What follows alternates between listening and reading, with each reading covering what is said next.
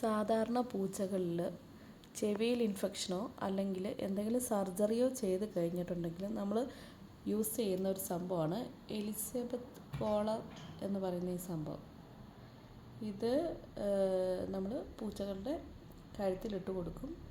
എന്തിനാന്ന് വെച്ചാൽ ഇപ്പോൾ വൂണ്ടൊക്കെ ആണെങ്കിൽ ഹീൽ ചെയ്യുന്ന സമയത്ത് ഒരു ചെറിയൊരു ഇച്ചിങ് ഉണ്ടാവും. അപ്പോൾ ഇവരെന്ത് ചെയ്യും, കാല് കൊണ്ടൊന്ന് ചൊറിയാനുള്ള സാധ്യതയുണ്ട്. നമുക്കാണെങ്കിൽ തന്നെയും കാലിൽ അല്ല കയ്യിലൊക്കെ മുറിവുകൾ ഉണങ്ങുന്ന സമയത്തൊരു ചെറിയ ചൊറിച്ചിൽ വരുമല്ലോ. അപ്പോൾ അങ്ങനെയാണ് ഇവൻ ബഹിരാകാശ സഞ്ചാരിയെ പോലുള്ള ഈ സംഭവം ഇട്ടേക്കുന്നത്. അവന് ആദ്യം ഇഷ്ടമൊന്നും ഇല്ലായിരുന്നു. കണ്ടോ, പറയുമ്പോൾ തന്നെ അവനക്ക് അഹങ്കാരമാണ്. ഇവൻ എന്താ ഇവിടെ കുത്തിയിരിക്കുന്നതെന്ന് വെച്ചാൽ അങ്ങനെ ഇങ്ങനെയൊന്നും ഇരിക്കുന്ന കൂട്ടത്തിലല്ല. താഴത്തെ വീട്ടിൽ ഇവൻ്റെ ഭാര്യയും ഇവൻ്റെ കുഞ്ഞുമുണ്ട്. കണ്ടോ, ഇവരോടുള്ള സ്നേഹം കൊണ്ടാണ് ഇവനിവിടെ വന്നിങ്ങനെ ഹെഡ്സെറ്റും വെച്ചുകൊണ്ടിരിക്കുന്നത്.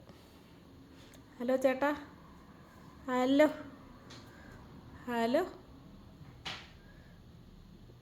എൻ്റെ പേരെന്നാണെന്നറിയോ? സുൽത്താൻ. സുലുപ്പാപ്പൻ എന്നാണ് ഞങ്ങൾ ഷോർട്ട് ഫോമിൽ വിളിക്കുന്നത്. സുലുപ്പാപ്പൻ.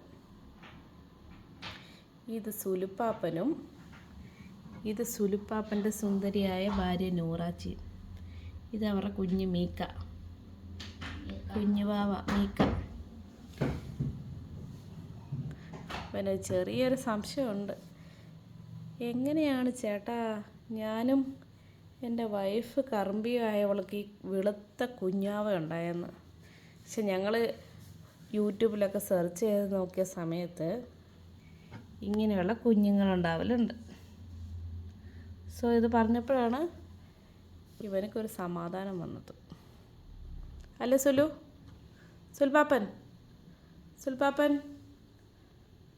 സുലു, സുൽത്താൻ, സുൽപ്പാപ്പ, സുൽപ്പാപ്പ.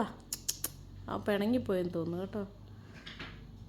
അവനെന്നോട് പ്രത്യേകം പറഞ്ഞിരുന്നു അവനെപ്പറ്റി വ്ളോഗ് ചെയ്യരുതെന്ന്. സുലു,